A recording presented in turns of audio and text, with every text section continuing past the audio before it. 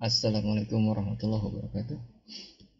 Hari ini saya akan bagikan tips bagaimana membuat measure pertumbuhan atau growth dari dua volume, yaitu tahun 2021 dan 2020 terhadap brand. Jadi pertumbuhan masing-masing brand bisa kita hitung dan ada 4 kemungkinan terjadi. Pertama, tumbuhnya bisa positif, bisa juga tumbuh tapi bukan tumbuh, turun ya, negatif. Nah, kemudian bisa juga kondisinya seperti ini, ada di tahun sebelumnya last year 0, tapi tahun ini ada angkanya, artinya kita bisa artikan bahwa ini adalah produk baru atau new product. Jadi di tabel, di kolom ini ada selain naik turun ada new product, ada juga yang kondisinya seperti ini, tahun lalu ada, tahun ini nggak ada. Nah, disebut di sini discontinue product. Jadi produk ini mengalami discontinue, tidak dilanjutkan gitu ya. Kondisinya harus 0 di tahun ini. Bagaimana membuat rumus dengan 4 kondisi ini? Mari kita ikuti langkah-langkahnya. Coba dulu. Kita sekarang dimulai dengan file baru aja ya, kita mulai file baru, close dulu ini. Kemudian kita new, ambil data di sini. Nah, data dari Excel kita ambil, karena datanya tidak banyak jadi kita bisa copy paste aja, caranya mudah sambil menunggu. Caranya mudah. Nah, ini tinggal kita kita buka ini sedikit, kelihatan.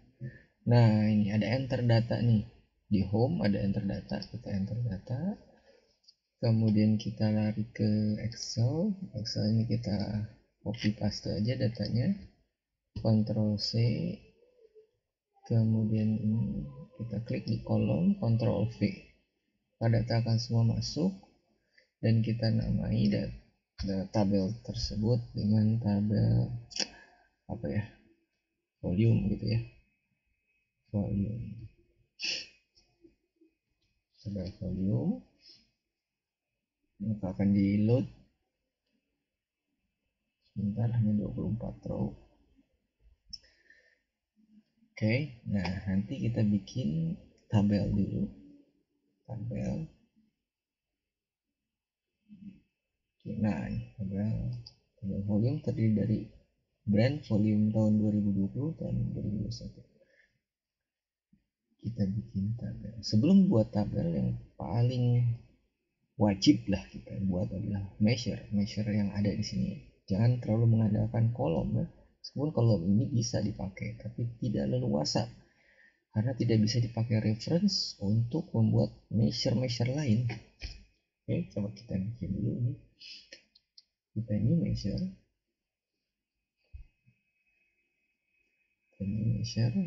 measure-nya adalah volume FY20 sama dengan sum dari vol FY20. Jadi measure. Kalau tadi kan kolom ya, sekarang jadi measure. Dengan measure jauh lebih leluasa kita memanfaatkan. Kemudian ini sama new measure, kita kasih nama volume FY21 sama dengan sum dari vol FY21.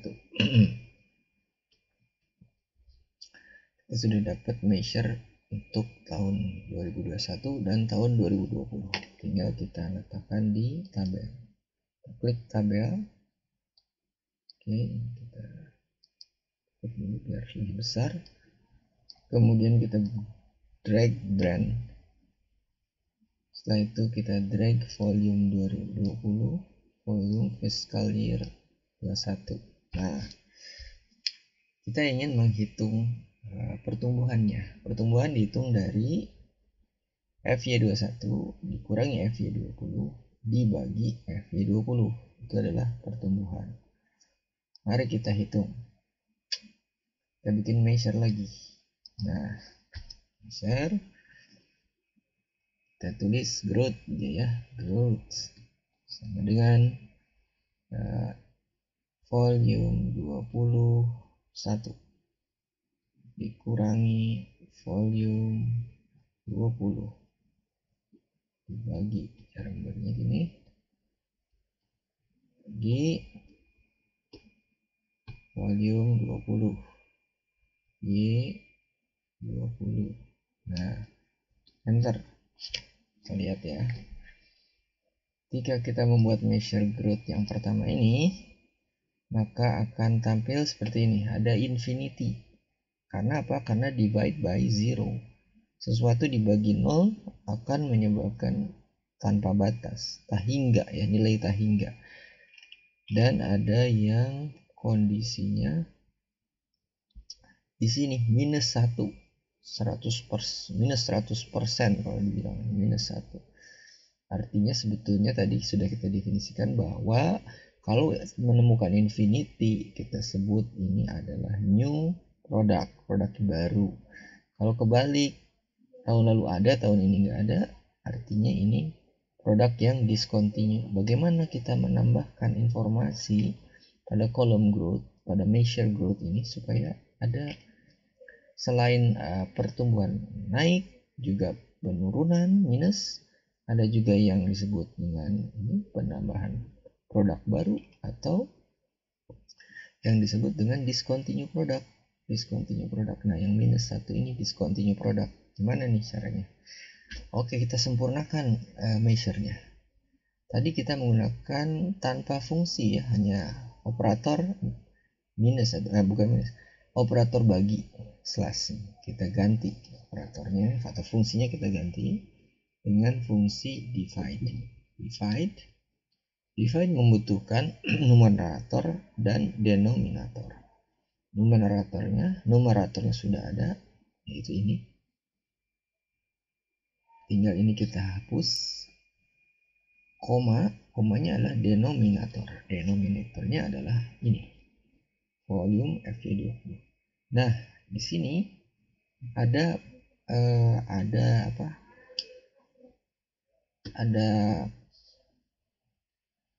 alternate result. Alternate result ini untuk menghadapi atau kalau ditemukan divide by 0 case, ada kasus divide by 0 dengan mencantumkan apa value di sebagai pengganti infinity itu, kita ganti dengan new product. Nah, dengan begini maka kita akan mendapatkan setiap value infinity akan diganti dengan nama new product. Mari kita coba ya.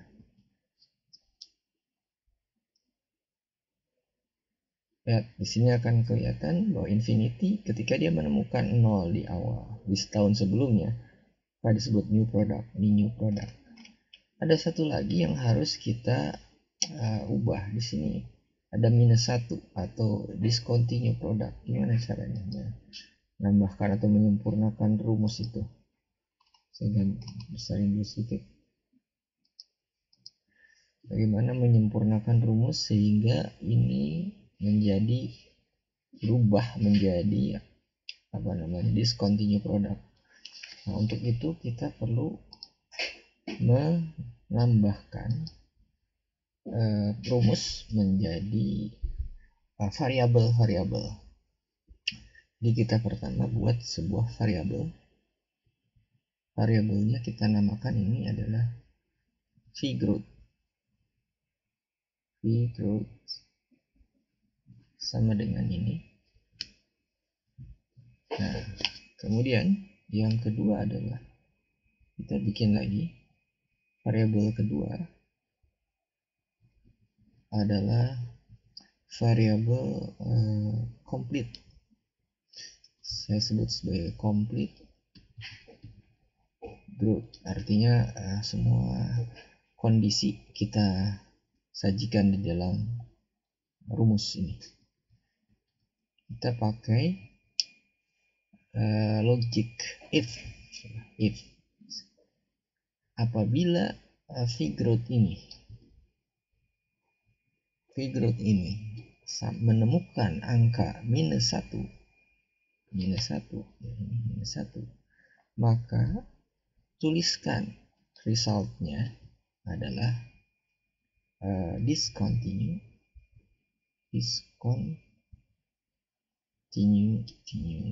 product,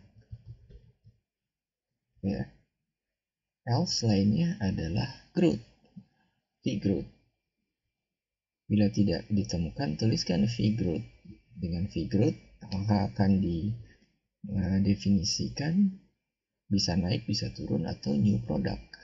Karena fungsi divide itu tadi bisa menemukan yang naik, yang positif, yang negatif, dan yang divide by zero didefinisikan sebagai new product. Sementara if ini menambahkan definisi di dalam hasil hitungan, yaitu yang minus 1, di mana ketika dia menemukan minus 1 maka masukkan discontinue product, gitu. Oke, kemudian bagaimana cara memanggilnya?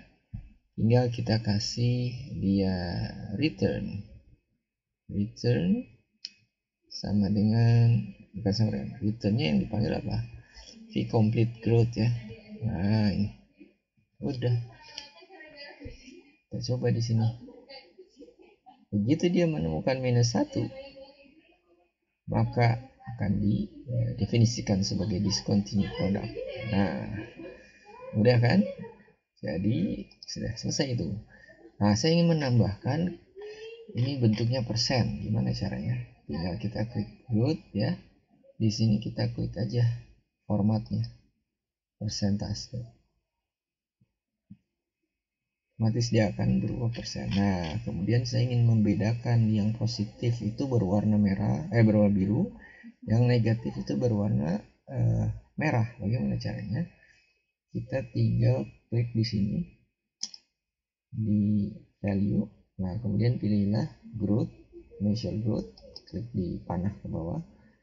Di sini ada yang namanya conditional formatting.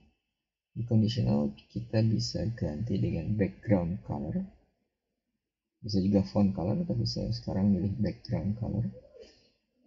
Kasus ini kita merubah background color ketika menemui angka.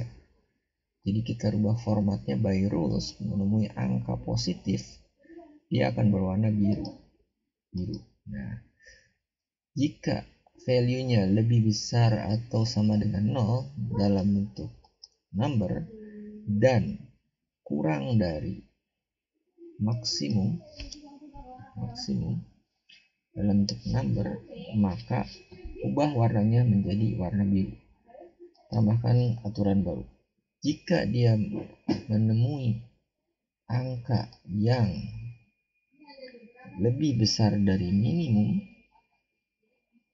dalam angka dan lebih kecil dari 0, maka katakan itu angkanya pink, ya, gitu ya, merah, pink. Oke. Nah, begitu dia menemukan angka negatif, dia akan berubah warna. Begitu angka positif, dia akan berubah warna. Jadi sudah selesai ini, kita sudah bisa mendefinisikan empat kondisi. Pertama, kondisi pertumbuhan positif. Kedua, kondisi turun negatif. Ketiga, kondisi new product. Keempat, kondisi discontinue product.